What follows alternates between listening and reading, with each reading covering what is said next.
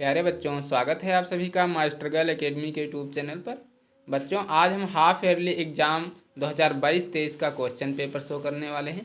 यानी कि आज हम अर्धवार्षिक परीक्षा का क्वेश्चन पेपर शो करने वाले हैं और यह पेपर कक्षा 9 विषय हिंदी का क्वेश्चन पेपर है। तो चलिए वीडियो स्टार्ट करते हैं। इस पेपर को करने के लिए सबसे पहले आपको 3 घंटे 15 मिनट का समय दिया जाएगा। पूर्णांक इसका 70 का है। इसके बाद कुछ निर्देश दिए गए हैं, उनको हम पढ़ेंगे। निर्देश हैं: प्रारंभ के 15 मिनट परीक्षार्थियों के प्रश्न पत्र पढ़ने के लिए निर्धारित हैं। सामान्य निर्देश भी हैं कुछ। पहला निर्देश है कि प्रश्न पत्र 2 खंडों में विभाजित है, खंड का एवं खंड खा। इसके बाद दूसरा निर्देश है कि खंड खा के 20 अंक के 20 प्रश्न बहुविकल्पीय हैं, जिनके उत्तर OMR शीट पर देना है। तीसरा निर्देश है कि खंड खा में 50 अंक के वर्णनात्मक प्रश्न दिए गए हैं, प्रत्येक प्रश्न के सम्मुख निर्धारित अंक अंकित हैं। चौथा निर्देश है कि विवरणात्मक प्रश्नों के उत्तर पुस्तिका में लिखने हैं। यानी कि आपको 20 अंक बहुविकल्पीय प्रश्न से मिलेंगे और 20 क्वेश्चन भी होंगे, 20 प्रश्न भी होंगे, जिनको आपको OMR शीट पर देना होगा। और 50 अंक का वर्णनात्मक प्रश्न है। वर्णनात्मक मतलब आपको अपनी कॉपी पर 50 अंक के करना है। कॉपी मिलेगी, उस पर आपको करना होता है। इसके बाद खंड का हम स्टार्ट करेंगे। मैं बहुविकल्पीय क्वेश्चंस का आपको हल भी बताऊंगा। तो चलिए वीडियो स्टार्ट करते हैं। खंड का से है बहुविकल्पीय प्रश्न है, यानी कि OMR बेस्ड हैं ये क्वेश्चन। जो आपको बहुविकल्पीय हैं, इनको आपको OMR शीट पर देना है। सबसे पहला प्रश्न है, शुक्ल युग के निबंधकार हैं। तो शुक्ल युग के निबंधकार आचार्य रामचंद्र शुक्ल जी हैं, सभी को पता भी होगा। इसके बाद प्रश्न 2 है कि कफन किस विधा की रचना है। तो कफन जो है ये कहानी है प्रेमचंद जी की। इसके बाद प्रश्न 3 है कि दीपदान एकांकी के लेखक कौन है। तो दीपदान जो एकांकी है वो राम कुमार वर्मा की है। आपका ए वाला ऑप्शन सही होता है। जो ऑप्शन सही होगा वही आपको OMR शीट पर गोला करना होता है। इसके बाद प्रश्न नंबर 4 है कि बात नामक निबंध लेखक कौन है। तो प्रताप नारायण मिश्र जी हैं। इनका डी वाला ऑप्शन सही होता है। इनका बात है, भौं है, ऐसे जो है इन्होंने निबंध को लिखा है। इसके बाद प्रश्न नंबर 5 है कि आदिकाल का एक अन्य नाम क्या है। आदिकाल का एक अन्य नाम, तो इसका अन्य नाम वीरगाथा काल भी है और ये वीरगाथा काल।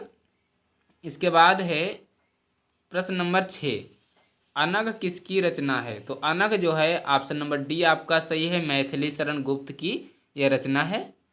इसके बाद प्रश्न नंबर 7 है कि मगहर में किसकी मृत्यु हुई थी।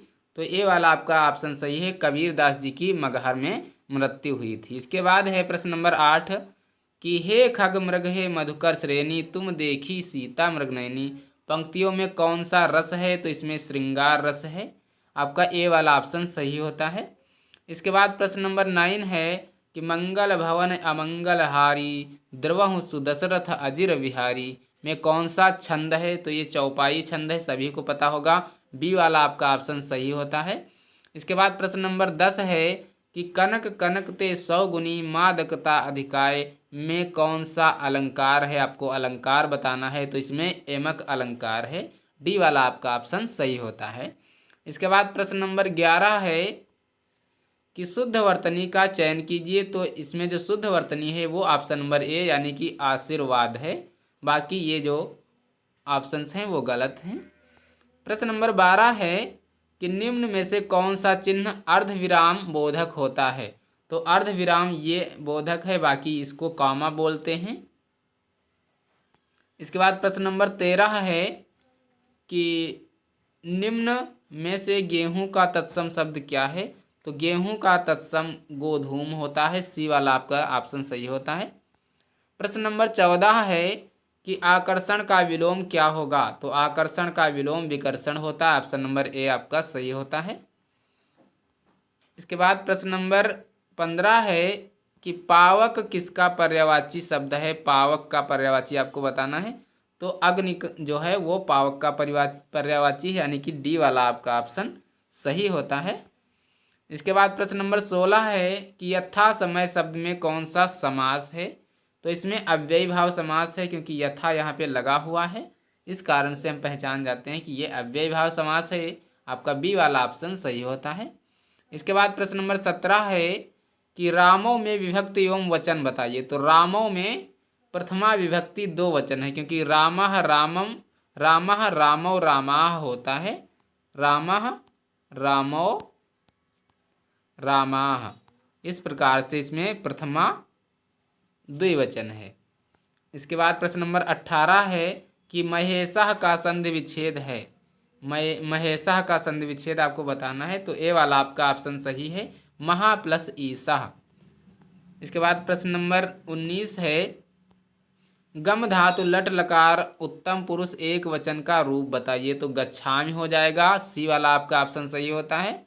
इसके बाद प्रश्न नंबर 20 है कि मोहनः पदेन खंजः अस्ति, रेखांकित पद में कौन सी विभक्ति है। ये पद है, यहाँ पे कौन सी विभक्ति है। तो तृतीया विभक्ति है, क्योंकि जहाँ पर ये खंजह वगैरह अपंगा होते हैं, यहाँ पे क्या होता है, तृतीया विभक्ति का प्रयोग किया जाता है। तो ये थे आपके OMR बेस्ड 20 क्वेश्चंस। आशा करता हूँ वीडियो बहुत अच्छा लग रहा होगा। अगर वीडियो अच्छा लग रहा है तो चैनल को लाइक करें, चैनल को सब्सक्राइब करें और वीडियो को लाइक करें। अपने दोस्तों के साथ इस वीडियो को शेयर भी करें। अब हम खंड खा से क्वेश्चंस करने वाले हैं। खंड खा में 21 नंबर प्रश्न है, निम्नलिखित गद्यांश पर आधारित प्रश्नों के उत्तर दीजिए। आपको एक गद्यांश क्या करना है, पढ़ लेना है अच्छे से, उसके बाद इनके क्वेश्चंस को करना है। पहला है क्वेश्चंस के उपर्युक्त गद्यांश के पाठ और लेखक का नाम लिखिए। दूसरा है शब्द शास्त्र में निपुण व्यक्तियों को कैसी दुविधा का सामना करना पड़ता है। तीसरा है कृतनिष्ठ लोगों को कौन सी समस्या परेशान नहीं करती। ये आपको इनका क्वेश्चन देना है, इनका आंसर देना है। इसके बाद खा है सोन जूही में आज एक पीली कली लगी है, यानी कि ये जो है ये क्या है, आपका गद्यांश दिया गया है। इससे आधारित आपको ये जो क्वेश्चन है इनको करना है। पहला क्वेश्चन है कि उपर्युक्त गद्यांश के पाठ लेखक का नाम लिखिए। पाठ और लेखक का नाम लिखना है।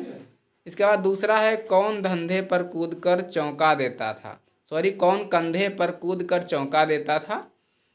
तीसरा प्रश्न है प्रस्तुत गद्यांश में लेखिका किसकी बात कर रही है, इस गद्यांश में वह किसे खोज रही हैं। इसका आंसर आपको देना है। प्रश्न नंबर 22 है निम्नलिखित पद्यांश पर आधारित प्रश्नों के उत्तर दीजिए। है बिखेरती देती वसुंधरा मोती सबके सोने पर, रवि बटोर लेता है उनको सदा सवेरा होने पर, और विरामदायिनी अपनी संध्या को दे जाता है, शून्य श्याम तनु जिससे उसका नया रूप झलकाता है। तो ये था पद्यांश। अब इसके क्वेश्चंस आपको करने हैं। पहला क्वेश्चन है कि प्रस्तुत पंक्तियों का संदर्भ लिखिए, यानी कि आपको इसका क्या करना है, संदर्भ लिखना है, कौन से पाठ से आया हुआ है, कौन इसके लेखिका हैं या लेखक हैं, कवि हैं। प्रश्न नंबर 2 है प्रातः काल होने पर मोतियों को कौन बटोर कर रख लेता है। तीसरा है प्रस्तुत पंक्तियों में कौन सा अलंकार है। इसके बाद अथवा में करेंगे टूटे सुजन मनाइए जो टूटे सौ बार, रही मन फिर पोइए टूटे मुक्ताहार। इसके बाद इसके क्वेश्चंस करेंगे। टूटे सुजन मनाइए जो टूटे 100 बार का आशय स्पष्ट कीजिए। इसका आपको आशय स्पष्ट करना है। दूसरा प्रश्न है कि मोतियों का हार टूट जाने पर बार बार क्यों पिरोया जाता है। तीसरा है वह प्रस्तुत दोहे में कौन सा अलंकार है। इसके बाद 23 नंबर प्रश्न है इसका निम्नलिखित संस्कृत गद्यांश में से किसी एक का संदर्भ सहित हिंदी में अनुवाद अपने शब्दों में कीजिए।